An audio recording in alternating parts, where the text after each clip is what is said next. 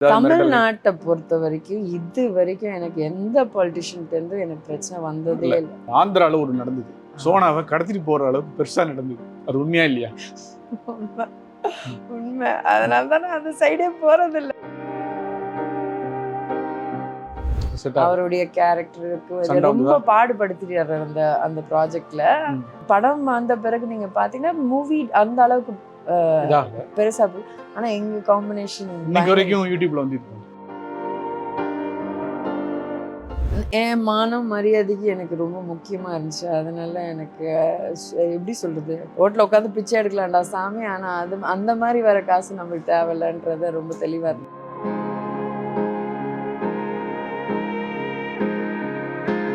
வயசுக்கு மேல 60 வயசு மேல திரும்ப கல்யாணம் பண்றாங்க, நல்லா இருக்கும். அந்த மாதிரி சோனா வாழ்க்கை அமையுமா? பாருங்க, எனக்கு மாப்பிள்ளை பாருங்க, கட்டிக்கிறேன். அந்த மாதிரி அமையணுமே. அதுதான் நானும் சொல்றேன். ஐ திங்க் அந்த ஸ்டேஜ் தாண்டிட்டேன்னு நினைக்கிறேன். தெரியல, கடவுள் நம்மளுக்கு என்ன எழுதி வச்சிருக்காருன்றது நம்மளுக்கு தெரியாது. பட் ஆஸ் ஆஃப் நோ நிம்மதியா இருக்கு. தனியாக உட்காந்து ஸ்கிரிப்ட் எழுத முடியாது. ஏதாவது ஒன்று ஆன் பண்ணி விட்டு அந்த சவுண்ட் எனக்கு வேணும். ஸோ ஃபுல்லாக அந்த பாலிடிக்ஸ் தான் ஓடிட்டு இருக்கும். ஸோ முக்கால்வாசி அப்டேட்டடாக இருப்பேன். ஆனால் என் உயிரே போனாலும் பாலிடிக்ஸில் வர மாட்டேன். ஏன்னா எங்கள் அம்மாக்கிட்ட பண்ண ஒரே சத்தியம், நான் வரமாட்டேன் பாலிடிக்ஸ். அம்மாவுக்கு பிடிக்கல. ஏன்னா அவங்க என் பஞ்சாயத்தில் நடந்த விஷயம்லாம் பார்த்து சினிமா வேணாம் நினச்சிக்கிட்டேன்னு அப்படின்னு அப்போ அவங்க அழுதது இந்த ஒரு காரணத்துக்கு.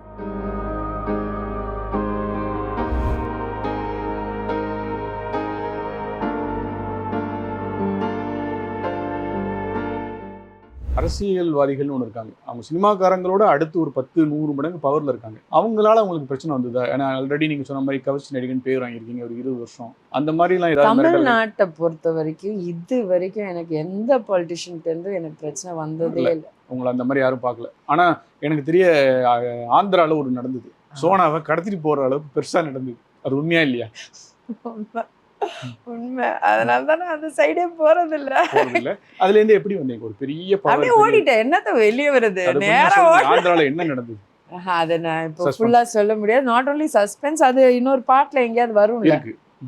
ஆனா பயம் இல்லையா? ஒரு பெரிய வெளி மாநிலம், ஒரு பெரிய பவர், ஒரு தனி நடிகை கூட ஆள் இல்லாத போது உங்களை ஒரு லாக் பண்ணும்போது அஃப்கோர்ஸ் பயமா இருக்கு. நீங்க எதுக்கு இப்போ தனி மாநிலம், இந்த வீட்டில் என்ன லாக் பண்ணீங்கனாலே அலறிடுவேன் நான். ஸோ இருக்கும், அது ஜென்ரலாக ஆஸ் அ லேடியாகவும் இருக்கும். இன்னொன்று கொஞ்சம் பவர்ஃபுல் இடத்துலேருந்து வரும்போது இன்னும் பயம் இருக்கும். God has been with me. கடவுளை எப்போவுமே என் கூட இருந்திருக்காருன்றது இந்த மாதிரி இன்சிடென்ட்ஸில் தான் நம்ம உட்காந்து யோசிச்சா தெரியும். ஒரு ஸ்டேட் வச்சு எஸ்கேப் ஆகி ஒரு இன்னொரு ஊருக்கு போகிறது என்ன லேஸ்பட்ட விஷயம் கிடையாது. நீங்கள் ஒரு சூப்பர் ஸ்டார் மாதிரி தான். சூப்பர் ஸ்டாரு எப்படி நம்மளுக்கு தெரியாமல் ஒன்று பண்ணுவோம் தெரியுமா? அது வேறு ஏதோ ஒரு படத்தில் வருங்க. ஒருத்தன் ஏதோ சாதாரணமாக பண்ணுவான், பார்த்தா அவன் பண்ண ஒரு விஷயத்துல ஊரே பயந்து பெரிய தலை அப்படி. அந்த மாதிரி தான் என் வாழ்க்கை. முக்கால்வாசி விஷயம் ஒரு ஸ்டேஜில் அப்படின்னு இல்லைன்னா பயத்தில் பண்ணுற ஒரு விஷயம். ஆனால் அந்த ஆப்போசிட் சோனா யார் தெரியுமா, வேற லெவல் அப்படிதான் ஆயிடுச்சு. நான் ஒரு ஆக்சுவலாக காமெடி பீஸ் தான், வெளியில காமிக்கல. நல்ல விஷயம். ஜாலியானதுக்கு வரும். எங்களுக்கு சோனானா ரொம்ப பிடிச்ச படங்கள்ல ஒன்று வந்து குசேலன். அந்த காமெடி ரொம்ப நல்ல ஒர்க் அவுட் ஆயிருக்கும். அந்த வடிவேல் சார் அனுபவத்தை சொல்லுங்க. அதுவும் ஒரு ஒய்ஃபை எப்படி ரசிச்சு பாக்குறது அப்படிங்கிறது வந்து ரொம்ப வித்தியாசமான காமெடி. அது எப்படி இருந்தது? மனோபல வேற இருப்பாரு அதுல, போலீஸ் பிரபு சார், நிறைய பேர் அவர் அந்த சீன்ல. குசேலன் படத்தை பத்தி கேட்டீங்கன்னா the best Rajini sir photo. Rajini sir கூட பழகிறது, not only Rajini sir, Prabhu sir, P Vasu sir, Manobala sir, Santhana Bharathi, Pasupathi, Meena, இந்த மாதிரி எக்கச்சக்கம். ஸோ அந்த படத்தை பொறுத்த வரைக்கும் ஒரு பிக்னிக் மாதிரி தான் இருக்கும். தட் இஸ் நான் தான் junior most artist compared to, ஏன்னா எல்லாருமே பெரிய தலைங்க. அது ஒன்று. அடுத்தது என்னால் மறக்கவே முடியாது, அதில் தெலுங்கு தமிழ் எடுத்தாங்க. அந்த தெலுங்கு தமிழில் பார்த்தீங்கன்னா ஒன்லி ஒரு 20 ஆர்டிஸ்ட் இருக்கிற இடத்துல ஒரு 3-4 பேர் தான் தெலுங்கும் அண்ட் தமிழ் பண்ணேன். நான் தெலுங்கும் பண்ணேன், தமிழும் பண்ணேன். ஸோ அங்கேயும் என்ஜாய் பண்ணேன். அந்த காமெடி எனக்கு ஆக்சுவலாக அதுதான் ஃபர்ஸ்ட் காமெடி. பிவாசி சார் சொன்னது தான் பண்ணேன். காமெடி பண்ணுறேன்னு தெரியாமலே பண்ணிட்டு இருந்தேன். But other then that Vadivelu sir is a good comedian. Body language அவரை அடிச்சுக்க முடியாதுன்றது உலகத்துக்கு தெரியும். எனக்கு அவர் கூட செட் ஆகும். செட் அவருடைய கேரக்டருக்கு சண்டை ரொம்ப வந்துதா? பாடுபடுத்திட்டாரு அந்த அந்த ப்ராஜெக்ட்ல. ம். ஆனா அந்த படம் வந்த பிறகு நீங்க பாத்தீங்கன்னா மூவி அந்த அளவுக்கு இதாகல. பெருசா ஆனா எங்க காம்பினேஷன் இன்னைக்கு வரைக்கும் யூடியூப்ல வந்து இது பண்ணு. ஸோ அப்போ எங்களுக்கு 16 படம் ஆஃபர் வந்துச்சு அந்த அதுக்கப்புறம். ஒரு படத்தால. அப்போ ஆனா நான் அந்த காம்பினேஷனுக்கு அப்புறம் ஒரு வெற்றிகரமான கூட்டணி. நீங்களும் வடிவேல் சார் மாதிரி கோவை சர்லா மாதிரி பண்ணிருக்கலாம். ஏன் பண்ணல? என் மானம் மரியாதைக்கு எனக்கு ரொம்ப முக்கியமா இருந்துச்சு. அதனால எனக்கு எப்படி சொல்றது, ரோட்ல உட்காந்து பிச்சை எடுக்கலாம்டா சாமி, ஆனா அது அந்த மாதிரி வர காசு நமக்கு தேவையில்லைன்றத ரொம்ப தெளிவா இருந்தேன். இன்னும் கொஞ்சம் கேட்குறோம். வடிவேலுங்கிறது ஒரு எல்லாரும் ரசிக்கக்கூடிய ஒரு காமெடியன். அதே மாதிரி வடிவேலுன்ற ஒரு எல்லா சினிமாக்காரன் காரி துப்புற ஆளும் இருக்கிறாங்க. கரெக்டா இல்லையா? எல்லாருக்கும் ஒரு கிரே ஷேட் இருக்கும்ல. இப்பவும் சொல்றேன், வடிவேல் சார் மாதிரி காமெடி, பாடி லாங்குவேஜ், டயலாக்ஸ் அடிச்சுக்கவே முடியாது. He is a legend in his career. மனிதனா? No comments. No comments. ஏன்னா அவன் பர்த் இல்லை. சரி, ஓகே. வேற எந்த நடிகர் கூட உங்களுக்கு நல்ல பிடிச்சது? விஷால் நம்ம சொன்ன மாதிரி ஃப்ரெண்டு. சிவப்பதிகாரம். விஷால் ஒரு நல்ல ஃப்ரெண்ட். எனக்கு யார் நம்மளுக்கு help விஷால்னா பண்ணாங்க. உண்மையாவே இப்போ கொஞ்ச நாளா நடக்கிறது பார்த்து ஒரு 2-3 இயர்ஸா நான் பெருசா அந்த அளவுக்கு டச்ல இல்லை விஷால் பட்ல. பட் என்ன நடக்குதுன்னு எனக்கு கரெக்டா தெரியாது. விஷால், சிம்பு அந்த மாதிரி கொஞ்சம் எனக்கு தெரிஞ்ச பேர் ஃப்ரெண்ட்ஸ்க்கு நிக்கிற ஆளுங்க. ஏதாவது பிரச்சனைனா கூட நிக்கிற ஆளுங்க ஃப்ரெண்ட்ஸ்க்கு தேவைப்பட்டால் நான் வந்து பார்த்துக்கலாம், மிச்சம் அதுக்கப்புறம் பார்த்துக்கலாம், என் பேரோ இது அந்த மாதிரி. நடிகர் சங்க தலைவரா, தயாரிப்பாளர் சங்க தலைவரா அவங்களுக்கு ஹெல்ப் பண்ணிருக்காரு அந்த தொழில் ரீதியா அந்த பிரச்சனை? டைம்ல எனக்கு எந்த பிரச்சனையும் இல்லை. பட் ஆனா இந்த சில மூவ்ஸ் எல்லாம் எடுக்க ட்ரை பண்ணாரு. ஆனா அதுக்கப்புறம் நான் இன்னும் பெரிய இடத்துக்கு போயிட்டு அங்க போய் மூவ் பண்ணேன். அப்புறம் கனிமொழி தயாரிப்பாளர் வந்து சோனா. அது இன்னும் நிறைய பேருக்கு தெரியாது. கனிமொழின்னு ஒரு படத்தை எடுத்தது வந்து சோனா தயாரிப்பாளர்னு. என்ன உலக நியாயம் தெரியுதா? அதுல ஹீரோ நடிச்சவர் ஜெய். உங்ககிட்ட வந்து சம்பளம் வாங்கினவர். அவர் எப்படி இருக்கிறாரு? இப்போ தயாரிப்பாளர் மேடத்தை எப்படி ஆக்சுவலா பாக்குறாரு? கொஞ்ச நாள் முன்னாடி ஏதோ ஒரு இன்டர்வியூல வம்பு இழுக்கிற மாதிரி நான் ஒன்று பேசிட்டு பாவம். ஆக்சுவலா ஜோக்கா நம்ம சொல்றது, ஜெயை பத்தி என்ன நினைக்கிறீங்க, ரேபிட் ஃபயர் அவன் ஒரு பிளே பாய் அப்படின்னு சொல்லி முடிச்சிட்டேன். ஆனா ஆஸ் அ ஜோக் உண்மையா சொன்னேன். பட் அவனுடைய வாழ்க்கை ஸ்ட்ரகிள்ஸ் இது அதெல்லாம் நல்ல ஒரு இடத்துக்கு வந்திருக்கலாம். எனக்கு தெரிஞ்சு விட்டுட்டான். என்ன காரணம்? நான் ஒரு 10 வருஷமா டைரக்டா பார்க்கல. ஸோ அவனுடைய திங்கி சடனாக அவன் ரிலீஜியஸ் பாதையும் மாறுச்சு, சாய்ஸ் ஆஃப் ஃபிலிம்ஸ் மாறுச்சு. நிறைய பேர் கம்ப்ளைண்ட்டும் சொல்கிறாங்க, நிறைய பேர் நல்லதும் சொல்கிறாங்க. அதனால் எனக்கு கரெக்டாக தெரியல. பட் அதான் சொல்கிறேன், இப்போ நான் உங்கள்கிட்ட ஒரு நல்ல ஃப்ரெண்டாக இருக்கலாம், ஆனால் XYZக்கு மோசமான பொண்ணு அந்த பொண்ணு. ஸோ அதனால எனக்கு ஒரு தடவை வெங்கட் பிரபு ஒரு பேட்டியில் கேட்டோம், ஏன் வந்து பிரேம்ஜிக்கு வந்து திருமணம் ஆகலாம் கேட்கும்போது, சார் அவர் வந்து இந்த வீட்டில் கேலண்டரில் மாட்டிருக்க மகாலட்சுமி மாதிரி ஒரு பொண்ணு இருந்தால் தான் கல்யாணம் பண்ணுன்னு சொல்லுவாருன்னு சொன்னார். ஒரு கட்டத்தில் அது நடந்தது. ஒரு மகாலட்சுமி மாதிரி ஒரு பொண்ணு வந்தது, பிரேம்ஜிக்கு கல்யாணம் ஆயிடுச்சு. பிரேம்ஜிக்கு திருமணம், அந்த ஃபோட்டோக்கள், அந்த பிரேம்ஜியோட அந்த இதெல்லாம் வந்து பார்க்கும்போது சோனா மனசுல என்ன நினைச்சாங்க? சந்தோஷம். அட்லாஸ்ட் செட்டில் ஆயிட்டாங்க. கூப்பிட்டாரா? இல்லை, என்னன்னா உங்களுக்கே தெரியும். அதுக்கு முன்னாடியும் நான் விஷ் பண்ணேன், அதுக்கப்புறமும் மெசேஜ் அனுப்பிச்சிருக்கான், பேசியிருக்கோம் எல்லாமே. பட் உங்களுக்கு தெரியும் அந்த சுச்சுவேஷனில் நான் போக முடியாது, அவங்களும் கூப்பிட முடியாது, கூப்பிட்டுருந்தா நானும் போயிருக்க முடியாது. ஸோ அதனால ஒரு சுச்சுவேஷன். எனக்கு அவன் சந்தோஷமா இருந்தா கொஞ்சம் லேட்டானா கூட பிரேம்ஜி தம்பதியை வாழ்த்தணும்னா எப்படி வாழ்த்துவீங்க? ஆல்ரெடி நான் மெசேஜ் பண்ணி விஷ் பண்ணிட்டேன். என்னன்னா அவன் ரொம்ப சில பேருக்கு ரொம்ப லேட்டாக கல்யாணம், இப்போ பிரேம்ஜிக்கு லேட்டாக கல்யாணம்னு லேட்டாக கிடைச்சாலும் you will get the best த மச்சான்றது தான் என்னுடைய வாழ்த்துக்கள். So I am very sure அவர் ஒய்ஃப் அவரை ஒரு குழந்தை மாதிரியான அவங்களுக்கே இப்போ தெரிஞ்சிருக்கும் அவன் ஒரு குழந்தையோட மோசம். அவங்க நல்லா அவனை பார்த்துக்கிட்டு அவங்கள நல்லா பார்த்துட்டு சந்தோஷமா கடைசி வரைக்கும் இருந்தாலும் வாழ்க்கை இல்லை, எப்பவுமே கடைசி வரைக்கும் நல்லா சந்தோஷமா இருக்கணும்ன்ற இதே இது கண்டினியூவா கேட்குறோம். சோனாக்கு என்னைக்காவது மனசுல வந்து மற்ற ஒரு இயல்பான பெண்கள் மாதிரி நம்ம ஒரு குடும்பம், குழந்தைய ஸ்கூலுக்கு விடுறது, அப்புறம் 14 வயசோட அந்த ஆசை போயிடுச்சு. ஏன்னா டைம் இல்லை. அந்த ஏக்கம் இல்லையா? அது அந்த ஒரு 10 வருஷம் முன்னாடி வரைக்கும் கேட்டிருந்தீங்கன்னா இருந்தது. இப்போ எனக்கு வெறி, வாழ்ந்து காட்டுறேன்டா அப்படின்றது அந்த வெரி. ஸோ அதுலேயே தான் ஓடிட்டு இருக்கேன். ஆக்சுவலாக இன்னைக்கு பார்த்தீங்கன்னா நீங்கள் வரும்போது இங்கே சொல்லிட்டு கொஞ்சம் டயர்டாகவும் இருக்கு. ரொம்ப நாளுக்கு அப்புறம் எனக்கு டயர்டாக ஃபீல் பண்ணுறேன் இன்னைக்கு. ஸோ எனக்கு இந்த ஓட்டம் இருந்துகிட்டே இருக்கணும். நான் என் பர்சனல் லைஃப்பில் கொஞ்சம் விஷயம் அச்சீவ் பண்ணணும்னு நினைக்கிறேன்.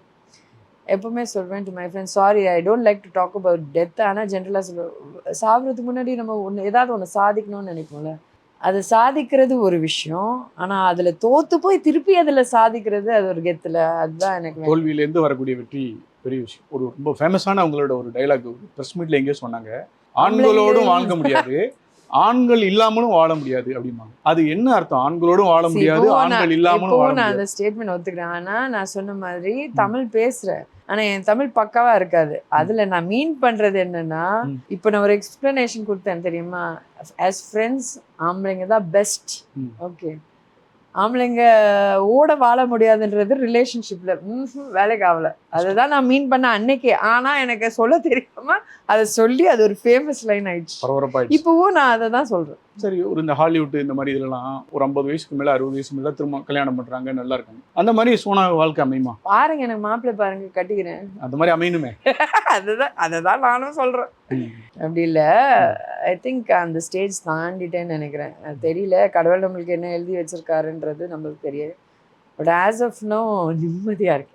ஸோ அதனால அப்படியே இருந்துட்டு போறேன். ஒரு 4 நாள் தூக்கத்தை பத்தி நீங்க வந்து பேசுனீங்க. எனக்கு வந்து தூக்கமே இல்லை, ரொம்ப நாள் தூக்கம் இல்லை, நான் வந்து ட்ரீட்மெண்ட்லாம் எடுத்தேன் அப்படிங்கிறது. அந்த தூக்கம் இல்லாம இருக்கிறதுக்கு என்ன காரணம்? அதுல இருந்து எப்படி வெளியில வந்தீங்க? நிறைய பெண்களுக்கு, உங்களுக்கு மாத்திரம் இல்ல, தமிழ்நாடு இந்தியா லெவல்ல நிறைய பிரச்சனைகள், நிறைய இதுல பெண்களுக்கு போறது வந்து தூக்கம் தான். அதை பத்தி கொஞ்சம் சொல்லுங்க. நிறைய இப்போ ஃபேமிலி லைஃப்ல இருக்கிற பொண்ணுங்களுக்கு பாத்தீங்கன்னா, வீட்டு டென்ஷன், புருஷன் டென்ஷன், குழந்தைங்க டென்ஷன், அத்தை மாச பில் டென்ஷன், மாமியார் டென்ஷன், அந்த மாதிரி நிறைய இருக்கும். எனக்கு என்ன டென்ஷன்னா, துரோகம் தான். நம்பி போற ஆளுங்க இல்ல பாக்குற ஆளுங்க எல்லாரும் துரோகம் பண்ணும்போது ஒரு ஸ்டேஜுக்கு மேல எல்லாம் எப்படி ஆயிட்டேன் தெரியுமா, 4 வருஷம் இவர் அடிக்கல, இவர் எதுக்கு இப்ப அடிக்கிறாரு, ஏதோ ஒரு விஷயம் இருக்கு, அந்த மாதிரி ஆயிடுச்சு. மனுஷங்க மேல இருக்கிற நம்பிக்கையே போற அளவுக்கு போச்சு. ஸோ அதுல தூக்கம் இல்லாம இருக்கு. எவ்வளவு நாள் கண்டினியூவா தூக்கலாம்? 9 நாள் 13 நாள்லாம் ஒரு ஹாஸ்பிட்டல் அட்மிட் ஆகி, நீங்க வந்தீங்களா, யாரோ நம்ம பிரசாலுங்க எல்லாம் வந்து பார்த்தாங்க என்ன, அதான் ஹாஸ்பிட்டல் அட்மிட் ஆகி அதை தூங்க ட்ரை பண்ண வைக்க. இப்போ கடவுள் புண்ணியத்தில் ஐ எம் பெட்டர், நல்லா இருக்குங்க. சரி, கடைசியாக இந்த மீ டூன்னு ஒன்று வந்து நீங்களும் புகார் கொடுத்தீங்க. ஆனால் மீ டூவில் இன்னைக்கு வரைக்கும் சம்மந்தப்பட்டவங்க மேலே சட்ட ரீதியாகவும் சரி, அந்த சினிமா அசோசியேஷன் அவங்க ரீதியாகவும் சரி, தனிப்பட்ட இதுலேயும் சரி, வேற இதுலேயும் சரி, எந்த ஒரு தீர்வோ வரல. என்ன காரணம்னு நினைக்கிறீங்க? இப்போ நான் ஒரு கம்ப்ளைண்ட் கொடுக்கணுன்னா, ஒன்று நீங்கள் ஸ்டெடியாக இருந்து போய் கம்ப்ளைண்ட் கொடுக்கணும். இல்லை ஒரு ஸ்டேஜுக்கு மேலே ஹேண்டில் பண்ண முடியலன்னா கம்ப்ளைண்ட் பண்ணக்கூடாது. ஆனால் அதுக்கப்புறம் மறந்துடணும், இல்லைன்னா மறைக்கணும். கரெக்டா? இப்படி அப்படி இருந்தால் அது ரொம்ப கஷ்டம். ஒன்று. ரெண்டாவது, என்ன தான் இருந்தாலும் மாடர்ன் வேர்ல்டில் இருந்தாலும் நம்ம ரொம்ப ஒரு மேல் டாமினேட்டட் சொசைட்டியில் தான் இருக்கோம். ஓகே, அப்படி இருக்கும்போது அந்த சைடில் ஆப்போசிட் சைடில் சொல்ல முடியாது. They may try to console you, இல்லைன்னா they may try to off you, ரெண்டுமே நடக்கலாம். அப்படி இருக்கும்போது த ஸ்ட்ரென்த் இங்கே தான் இருக்குது. யார் போறாங்களோ அந்த ஸ்ட்ரென்த். இப்போ நான் எனக்கு ஒரு பிரச்சனை என்னன்னா, நிக்கல ஒரு இடத்துல கூட எங்கேயுமே ஆனா தீர்வுனே வரலையே. யாருக்கு? பாதிக்கப்பட்ட பெண்கள் புகார் கொடுத்து சம்பந்தப்பட்ட ஆண்கள் மேலயோ, டைரக்டர் மேலயோ, ஹீரோ மேலயோ எங்கேயுமே இல்லையே, ஒரு ஆள் கூட இல்ல. இப்போ நம்ம கம்ப்ளைண்ட் நான் கண்டுபிடிச்சது, ஐ மே பி ராங், பேசுறவங்க வெறும் பிரஸ்ல இப்படி ஏதாவது ஒரு இன்டர்வியூல பேசிட்டு விட்டுறாங்க, ஆஃபிஷியலா கம்ப்ளைண்ட் கொடுக்க மாட்டேங்க. அப்ப அதுக்கு எப்படி தீர்வு கிடைக்கும்? நிறைய பிரச்சனைகள் இருக்கு. ஓகே, அடுத்தது மோஸ்ட்லி இப்போ எந்த கிரைமாக இருக்கட்டும், மோஸ்ட்லி அந்த டைமில் போய் சூட்டோட பண்ணாதான் உண்டு. ரொம்ப வருஷம், இப்போ கொஞ்சம் நாளுக்கு அப்புறம் கம்ப்ளைண்ட் கொடுக்குறதே ரொம்ப கஷ்டம். அதுக்குன்னு பண்ணாதீங்கன்னு சொல்ல, இட் டேக்ஸ் டைம். ஆனால் நீங்கள் எவ்வளோ சீரியஸாக அதை புஷ் பண்ணுறீங்கன்றதுல தான் இருக்குது. சினிமாவில் இப்போ நான் உங்களை வந்து கம்ப்ளைண்ட் பண்ணுறேன், 2 வாட்டி என்னை மிரட்டி விட்றீங்க, 3ஆவது வாட்டி நான் பயந்து நான் வரலன்னா அப்புறம் எனக்கு நியாயம் கிடைக்கலன்னா என்ன பண்ண முடியும்? சினிமாவில் அட்ஜஸ்ட்மெண்ட் இல்லாமல் வாழவே முடியாது. அப்படி கிடையாது. ஆனால் இன்னொருத்தர் ஒரு தரப்பு சொல்கிறாங்க, இவங்களுக்கு ஒரு புகழ் தேவைப்படுது, இல்லை கமிட்மெண்ட்டு, ஃபேமிலி, பணம் தேவைப்படுது, அதனால ஒரு சமரசமாக போதும்போது வெளியே தெரியல அப்படிங்கிறது வந்து சரியா? அப்படி கிடையவே கிடையாதுங்க. என்னன்னா, I'll tell you best example. சில பேர் இப்போ இன்க்ளூடிங் மீ வந்துட்டே இருப்போம், ஒரு அப்படியே பரபரப்பாக இருக்கும், சடனாக காணாம போயிடுவாங்க. ஏன்னா அவங்க நோ சொல்லியிருப்பாங்க. அதுக்குன்னு இருக்கிறவங்க எல்லாம் எஸ் சொன்னாங்கன்னு அர்த்தம் இல்லை. அவங்க கூட ஒரு ப்ராப்பர் செட்டப் இருக்கும். மேபி ப்ராப்பர் லாயரு, அப்பா, அம்மா, அண்ணன், தம்பி எல்லாம் இருக்கும்போது அந்த மாதிரி ஆளுங்களுக்கு ஈஸியாக இருக்கும். அடுத்தது நீங்கள் நிற்கிறதுல தான் இருக்கு. Own choice. நீ ஓகேனா உனக்கு வேற, ஓகே இல்லைன்னா வேற. எல்லாமே நம்ம கையில தான் இருக்கு. எல்லாம் எப்போ பார்த்தாலும் நான் அங்கே நின்றுட்டு இருந்தேன், அவங்க என்னை வந்து அடிச்சிட்டாங்கன்னு சொல்லிட்டே இருக்க முடியாது. நீ திருப்பி அடி, இல்லைன்னா அங்கே அடிக்க வரானா, அங்கேருந்து வரானா, கிளம்பி போ. So there is lot of options. அவங்கவுங்க பர்சனாலிட்டிக்கு ஏற்ற மாதிரி அவங்களுக்கு என்ன ரைட்டுன்னு தோன்றதை யூஸ் பண்ணி பண்ணுறது தான் பெஸ்ட். எல்லாத்துக்கும் மேலே நான் சொன்ன மாதிரி சில பேருக்கெல்லாம் ஐ நோ பர்சனலாக சில பிக் ஆர்டிஸ்ட் பக்கா ப்ராப்பர் கேர்ள்ஸ், நோ டர்ட்டி, எந்த டர்ட்டி வேலை இல்லாமல் இருப்பாங்க. ஆனால் அவங்க செட்டப் பின்னாடி அவ்வளோ நீ Package. சொல்கிறதுக்கு அவ்வளோ பேர் ம். நிற்பாங்க பின்னாடி. கையை கூட நீட்டாதேன்ற ரேஞ்சுக்கு இருக்கும். அந்த மாதிரி பொண்ணுங்கெல்லாம் கொடுத்து வச்சுவாங்க. ஸோ சரி, இவ்வளவு வெளிப்படையா பேசுறீங்க, இவ்வளவு போல்டா பேசுறீங்க, ஏன் அரசியலுக்கு வரல? யாருமே கூப்பிடலையா உங்களுக்கு? அரசியல் எனக்கு இல்லை, ஏர்லியர் வந்தது, 2-3 இடத்துலேருந்து வந்தது. ம். அரசியல் எனக்கு ஆக்சுவலாக ரொம்ப ரொம்ப பிடிக்கும். முக்கால்வாசி அப்டேட்டடாக தான் இருப்பேன். ஏன்னா எனக்கு காலைல இப்போ நான் ஈவன் எனக்கு ஆக்சுவலாக இந்த தனியாக வாழ்ந்து எனக்கு தனியாக உட்காந்து ஸ்கிரிப்ட் எழுத முடியாது. ஏதாவது ஒன்று ஆன் பண்ணி விட்டு அந்த சவுண்ட் எனக்கு வேணும். ஸோ ஃபுல்லாக அந்த பாலிடிக்ஸ் தான் ஓடிட்டுருக்கும். ஸோ முக்கால்வாசி அப்டேட்டடாக இருப்பேன். ஆனால் என் உயிரே போனாலும் பாலிடிக்ஸில் வர மாட்டேன். ஏன்னா எங்கள் அம்மாக்கிட்ட பண்ண ஒரே சத்தியம், நான் வரமாட்டேன் பாலிடிக்ஸ். என்ன காரணம்? அம்மாவுக்கு பிடிக்கல. ஒருவேளை ஏன்னா அவங்க என் பஞ்சாயத்துல நடந்த விஷயம்லாம் பார்த்து சினிமா வேணாம் நினச்சிக்கிட்டேன்னு அப்படின்னு அப்போ அவங்க அழுதது இந்த ஒரு காரணத்துக்கு. தண்ணி தம்முன்னு போகும்போது கூட வேண்டாம் சொன்னான்னு சொல்லி கண்ட்ரோல் பண்ணவங்க. அப்போ கூட அவங்க நொந்து போய் அழுது, she was only trying to help me. ஆனால் இந்த பஞ்சாயத்தில் நடந்த சில விஷயத்தில் கண் கலங்கி நடுங்கும் போது அதனால தான் விட்டேன் நடுவில் எல்லாத்தையும். வேண்டாம், எங்கள் அம்மா சந்தோஷமாக இருந்தால் போதும்னு. அதுக்கப்புறம் ஒரு லேட்டஸ்ட் ஸ்டேஜில் எங்களுக்கு சத்தியமே வாங்கலாம், நீ என்ன வேணாலும் பண்ண லைஃப் பாலிடிக்ஸ். அரசியல் வரவே வேண்டாம். அவங்களுக்கு ஏதோ நினைச்சிருக்காங்க உங்களோட. சரி, நான் அவங்களுக்கு தெரியாது, லூஸ் மாதிரி ஏதாவது போய் வளருவேன், அதுக்கு நானே அடி வாங்குவேன். நான் கொஞ்சம் இதாக கேட்குறேன். உங்கள் அம்மாவை பற்றி சொல்லுங்கள். நீங்கள் வந்து நாகர்கோவில் இல்லையா? அம்மா நாகர்கோவில். அம்மா as a பூர்வீகம் பார்த்தீங்கன்னா நாகர்கோவில். ஆனால் அவங்க எல்லாம் பிறந்ததெல்லாம் ஸ்ரீலங்கா. ஸ்ரீலங்காலேருந்து வந்து இங்கே செட்டில் ஆகி. எந்த அளவுக்கு உங்களுக்கு இன்னமும் அவங்க வழி நடத்துறாங்க? அம்மாவை வந்து நீங்கள் நிறைய பேட்டியில் ஆகட்டும் பேச்சிலையும் ஆகட்டும் நீங்கள் அம்மாவை வந்து மிஸ் டெய்லி பண்ணுறது. அம்மாட்டையும் அவங்க பேர் என்ன பேர்? மனோஜா. டெய்லி அவங்கள்ட்ட இப்போ அங்கே ஃபோட்டோ பார்த்தீங்கன்னா அங்கே வச்சிருப்பேன் பக்கத்தில். எவ்ரிடே மார்னிங் நைட்டு லவ் யூமான்னு சொல்லிட்டு தான் போவேன். தென் இன்னொன்று இப்போ ஒன்றும் இல்லை, இந்த இந்த set of press meet start பண்ணல ஆஸ் அ டைரக்டர் ட்ரை பண்ணும்போது நான் அவங்கள்ட்ட வேண்டிட்டு தான் மேம்மா, I'm trying to change my path, நீங்கள் பார்த்தீங்கன்னா சந்தோஷப்படுவீங்க, என் கூட இருங்கம்மா, எஸ்பெஷலி என் வாயில் இருங்க, ஏன்னா நான் வாயாக ஏதாவது வளரக்கூடாதுன்னு. ஸோ அந்த எல்லாத்துலேயும் அம்மா தான். நான் ஒரு அம்மாவுக்கு ஒரு பொண்ணு தப்பு பண்ணுது இல்லைன்னா கொஞ்சம் பாதம் பார்த்து நல்லா தெரியும், அவங்க வந்து உங்களை கண்டிக்கலையா, அடிச்சு வளர்க்கலையா? சரி, அதுதான் சொல்கிறேன். இப்போது ஒரு ஸ்டேஜில் 13 வயசில் வீட்டுக்கு ஆம்பளை ஆகும்போது நான் உண்மையாக வயசு அறிஞ்சு ஒரு 17-18 இருக்கும்போது அம்மா பாசம் ஏங்கும்போது அவங்களுக்கு என் மேலே மரியாதை தான் வந்தது. ஸோ எங்கேயோ ஒரு இடத்துல அந்த பாசம் பாசம் அவ்வளோ இருந்தால் கூட அதை காமிச்சிக்காம மரியாதை காமிக்க தொடங்கிட்டேன். ஃபேமிலிக்காக பண்ணுறாங்க. ஸோ அது நான் வேண்டாம்னு சொன்ன பிறகு இல்லை, யூ ஆர் வர்த் இட் அப்படின்னாங்க. ஸோ அதனால் ஸ்மோக் அடுத்தடுத்த பாட்டு என்ன வரும், என்னெல்லாம் இருக்கும் அது? அடுத்த பாட்டு is called don't look back, திருப்பி பார்க்காதே. ஓகேயா? So that's call don't look back. அதுக்கு அடுத்த பாட்டு இன்னும் பேர் வைக்கல, ஒரு டைட்டில் பண்ணி வந்துட்டே இருக்கும். என்னன்னா மை எய்ம் எல்லாருக்கும் கிளாரிஃபை பண்ணணும்னு நினைக்கிறேன். My aim is not to வாங்கிஃபை பழி, my aim is to say life is beautiful, என்ன நடந்தாலும் வாழுங்க, நல்லாவே வாழுங்க. சோனாவுடைய பார்வையில் திருப்பி கேட்குறது, ஆண்கள் எவ்வளவு பெர்சன்டேஜ் ஆண்கள் நல்லவங்க, எவ்வளவு கெட்டவங்க? பெர்சன்டேஜ் எல்லாம் இல்லைங்க. ஜென்ரலாக மென் ஆர் மோர் அண்டர்ஸ்டாண்டிங், மென் ஆர் மோர் அட்ஜஸ்டிங், மென் ஆர் எப்படி சொல்கிறது, இன்னும் கொஞ்சம் புரிஞ்சுக்கிற தன்மை ஜாஸ்தி அவங்கள்ட்ட. ஆனால் தே ஷுட் கேர்ஃபுல். நீ ஒன்று அவங்க தம்பியாக இருக்கணும், அக்காவாக இருக்கணும், தங்கச்சியாக இருக்கணும், இல்லைன்னா நல்ல ஃப்ரெண்டாக இருக்கணும், இல்லைன்னா எப்படி சொல்கிறது நல்ல கொலீகாக இருக்கணும். பொண்டாட்டி புருஷன் கூட அது வேற, எல்லாமே ரேஷோ மாறுது. ஸோ இப்படி இருந்தால் ரொம்ப பியூட்டிஃபுல். Okay, right. ஆனால் பெண்களை பற்றி நீங்கள் உங்களுக்கு பிடிக்கலன்னு சொல்றீங்க. நீங்கள் யாரால ரொம்ப பாதிக்கப்பட்டீங்க, ஆண்களாலே பெண்களாலே? என்னால் நானே பாதிக்கப்பட்டேன், யாராலையும் கிடையாது. எனக்கு திமிரு, கொழுப்பு, முட்டாள்தனம் எல்லாமே என்னால் தான். பட் ஐ வாஸ் லேர்னிங், அவ்வளோதான் சொல்லுவேன். ஒரு விஷயம் கற்றுக்கணுன்னா வயசு முக்கியம் கிடையாது, எப்போ வேணாலும் கற்றுக்கலாம். அந்த மாதிரி நான் அந்த மாதிரி எடுத்துக்கிறேன். கடைசியாக உங்கள் மனசில் இருக்க ரொம்ப பிடிச்ச, எனக்கு ரொம்ப சப்போர்ட் பண்ணேன், இல்லைனா நான் ரொம்ப மதிக்கிற ஆண்கள் சினிமாவில் 3 பேர், சினிமா இல்லாமல் ஒரு 3 பேர்னு யார் சொல்லுவீங்க? First Johnson. யார் அவர் சொல்லுங்க, வெளிப்படையாக. Johnson is my PRO. அது எனக்கு சொல்லவே பிடிக்காது, but Johnson is brother, father, friend எல்லாமே.